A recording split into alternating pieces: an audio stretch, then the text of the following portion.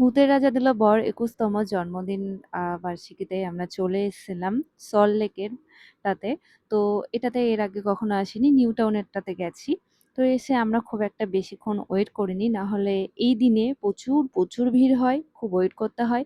তো ২১তম জন্মদিন উপলক্ষে এনারা ২১ রকমের পদ দিচ্ছে ২১০ টাকায়। সব থেকে বড় কথা, বাঙালি এত সুন্দর থালি খেতে কেই বা না পছন্দ করে। তাই এরকম একটা সুযোগ পেয়ে আমি পায়েলকে বলেছিলাম, দে। আমি আর পায়েল এসছি দুটো বাচ্চাকে নিয়ে, দুজন মিলে। আর এখন বাজে ওই ৫টা। আমরা এসছি ৫টার সময়। লেট করে আসার কারণও হচ্ছে, প্রথমত আমাদের প্ল্যান ছিল না আসার। হঠাৎ করে আমার আর পায়েলের দুপুরবেলা প্ল্যান হলো যে আমরা যাব।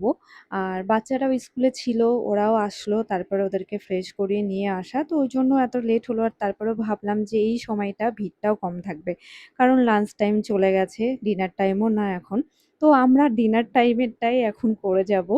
তো সেরকমই আমাদের আপাতত প্ল্যান আছে। আর ভিতরটা তোমাদেরকে একটু ঘুরিয়ে দেখালাম। বেশ সুন্দর অ্যাম্বিয়েন্স এখানে। আর এখানে প্রত্যেকটা স্টাফের ব্যবহার অসম্ভব সুন্দর ছিল।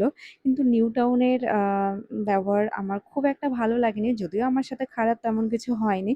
কিন্তু আমার মনে হয়েছে ওনাদের ব্যবহারটা খুব একটা ভালো না।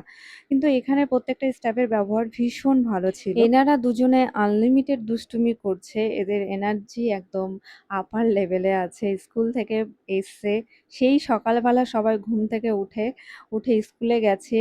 তারপরেও এখানে এসছে, দুষ্টুমি কন্টিনিউ চলছে আর আমাদের খাবার দিয়ে গেছে।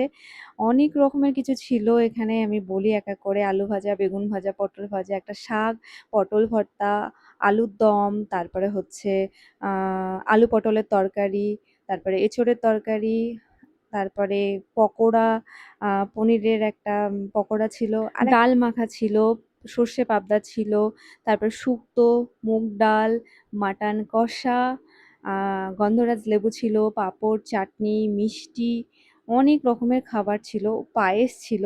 তো প্রত্যেকটা রান্না খুব সুন্দর। এমনিতেও এদের রান্নাগুলো, প্রত্যেকটা রান্নাই খুব সুন্দর হয়, খুব ভালো হয় খেতে। আর যা ছিল আমি একা খেয়ে পারিনি অতটা। মাটন আর মাছ বাদ দিয়ে সবকিছুই মোটামুটি নষ্ট হয়েছে। ২১০ টাকায় এত খাবার, বাঙালিয়ানা খাবার কেই বা পছন্দ করবে না। তোমাদের কেমন লাগলো জানিও।